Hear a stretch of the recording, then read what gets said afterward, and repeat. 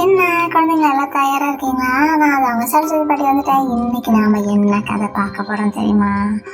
ஒரு கிராமத்துல இருக்கிற ஒரு குட்டி பையனோட கதை தான் பார்க்க போறோம். ஒரு கிராமம் இருந்துச்சா, ரொம்ப அழகான கிராமம் அது.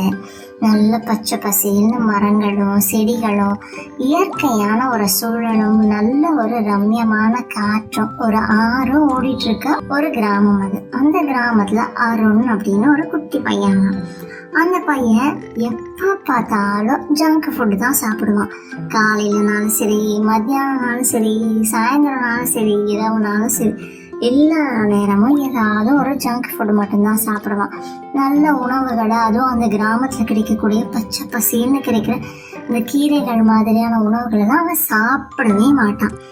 எப்போ பார்த்தாலும் சிப்ஸு, ஐஸ்கிரீமு, சாஃப்ட் ட்ரிங்க்ஸுன்னு இதுதான் அவன் சாப்பிட்டுட்டே இருப்பான். இந்த மாதிரி சாப்பிட்டுட்டே இருந்தால் என்ன ஆகும்? சீக்கிரம் வயிற்று வலிக்கும். அப்புறம் நம்ம டாக்டர் கிட்ட போய் மருந்து மாத்திரை சாப்பிட்டுட்டே இருக்க வேண்டியதானே.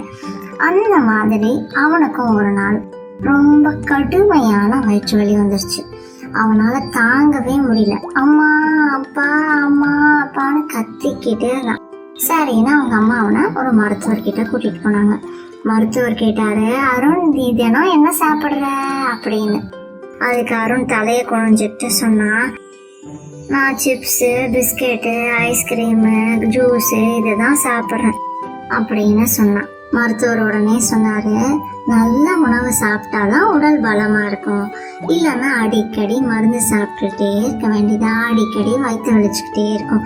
அப்புறம் பெரிய ஆப்ரேஷன்லாம் பண்ற மாதிரி ஆயிரும். அப்புறம் எப்ப பார்த்தாலும் மருந்து மாத்திரை சாப்பிட்டுட்டே இருக்க வேண்டியதான் அப்படின்னு சொல்லிட்டு, இதுதான் பாரதியார் ஔடதம் குறை அப்படின்னு சொன்னாரு.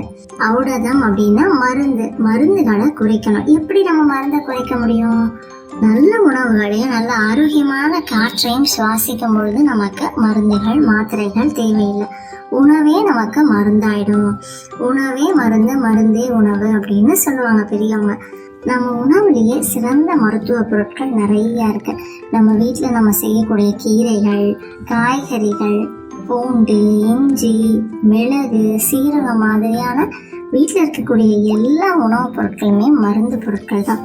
இதெல்லாம் நம்ம உணவாக அன்றாடம் சாப்பிட்டோம் அப்படின்னாலே ஆரோக்கியமாக இருக்கலாம் அப்படின்னு சொன்னார். இது கேட்ட அந்த அருண், கண்டிப்பாக இதெல்லாம் பின்பற்றுறேன் அப்படின்னு டாக்டர் கிட்ட சொன்னான்.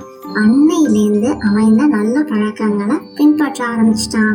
காலையில் சீக்கிரமாக எழுந்திருப்பான். அவனுடைய கிராமத்தில் ரொம்ப அழகாக சூரியன் உதிக்கிறதையும் அந்த காற்றையும் அவன் நேசிக்க ஆரம்பித்தான்.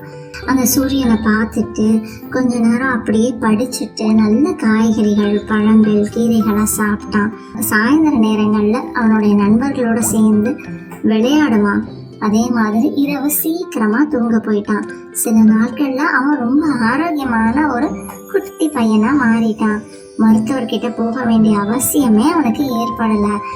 அவனுடைய நண்பர்களுக்கு ஏதாவது உடல்ல தொந்தரவுகள் வந்துச்சுன்னா அவன் மகிழ்ச்சியா சொல்லுவான், நான் நல்ல பழக்கத்தை தான் பின்பற்றுறேன், நல்ல உணவுகளை சாப்பிட்றேன், அதனால என்னுடைய உணவுகளே மருந்தா இருக்கு, அதனால நான் ஆரோக்கியமா இருக்கேன் அப்படின்னு சொல்லுவான். அதை கேட்ட நண்பர்களும், அப்படியா, இனிமே நாங்களும் இதெல்லாம் சாப்பிட்றத விட்டுடுறோம் அப்படின்னு சொல்லுவாங்க. இதுதான் ஔடதம் குறை. நம்மளுடைய உணவு சீராகவும் சரியானதாகவும் இருந்ததுன்னா ஆரோக்கியமாகவும் மருந்து இல்லாமையும் அப்படி இல்லைன்னா மருந்து குறைச்சோ வாழ முடியும் அப்படின்றது தான். அதனால ஆரோக்கியமான நல்ல உணவு பழக்கங்கள் இருந்தாலே போதும், மருந்து நமக்கு தேவையில்லை. அருண் மாதிரி நம்மளுமே இந்த ஜங்க் ஃபுட்டெல்லாம் சாப்பிடாம நல்ல ஆரோக்கியமான உணவை சாப்பிடுவோமா? கீரைகள், பழங்கள், காய்கறிகளை அன்றாடம் நம்ம எடுத்துக்கிறோம் அப்படின்னா நல்ல ஒரு ஆரோக்கியமான உடல் நமக்கு கிடைக்கும். அதனால் நம்மளும் இனிமேல் அந்த மாதிரி சாப்பிடுவோம். இந்த கதை உங்களுக்குலாம் பிடிச்சிருந்ததுன்னா உங்கள் நண்பர்களோட பகிர்ந்துக்கோங்க. இப்போ சீக்கிரம் போய் தூங்குங்க. டாடா, நான் போயிட்டு வரேன்.